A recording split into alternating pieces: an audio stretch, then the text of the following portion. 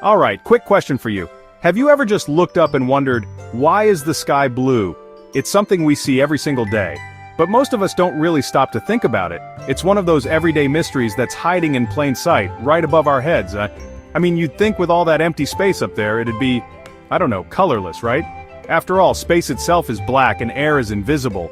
So why does the sky put on this beautiful blue show for us every day? But nope, every day we get this awesome blue canvas above us. It's like nature's own giant painting, changing shades as the day goes on. So what's actually going on? Why blue and not green, purple, or even pink? Let's dig into the science behind this everyday wonder. Let's break it down to the basics. When sunlight shines on our planet, it looks white, but it's actually made up of all the colors of the rainbow mixed together. If you've ever seen sunlight pass through a prism or caught a rainbow after a rainstorm, you've seen those colors split apart. Each color has a different wavelength. Red has the longest, blue has much shorter waves. Think of it like a stretched out slinky for red, and a tightly coiled one for blue. Now here's where it gets cool. The journey of sunlight doesn't end when it hits our atmosphere. In fact, that's where the magic really begins. When sunlight hits Earth's atmosphere, it bumps into all these tiny gas molecules like nitrogen and oxygen. Our atmosphere is like a giant invisible soup made up of these tiny particles. These little guys are way smaller than the wavelength of visible light. They're so tiny, you'd need a super-powered microscope just to see them. And when light hits something smaller than its own wavelength, it scatters. That's called Rayleigh scattering. It's a fancy name, but it's actually a pretty simple idea. The smaller the particle, the more it scatters the shorter wavelengths of light. But not all colors scatter equally. The amount of scattering depends on the wavelength of the light. Shorter wavelengths like blue and violet get scattered much more than longer wavelengths like red and yellow. Blue light with its short, choppy waves gets tossed around way more than red or yellow. In fact, blue light is scattered almost 10 times more than red light.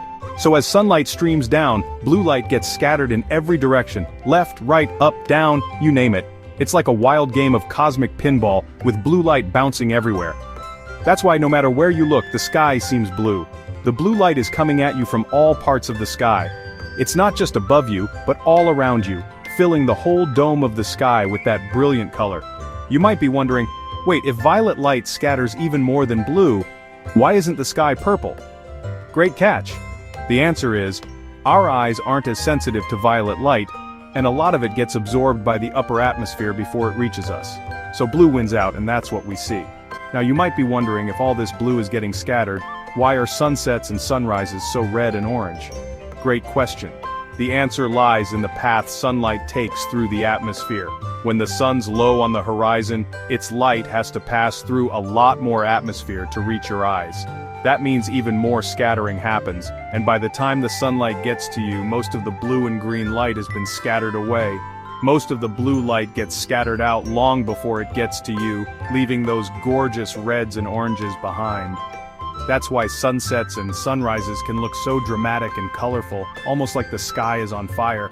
So, next time you're chilling outside on a sunny day, just remember, the sky's not really blue.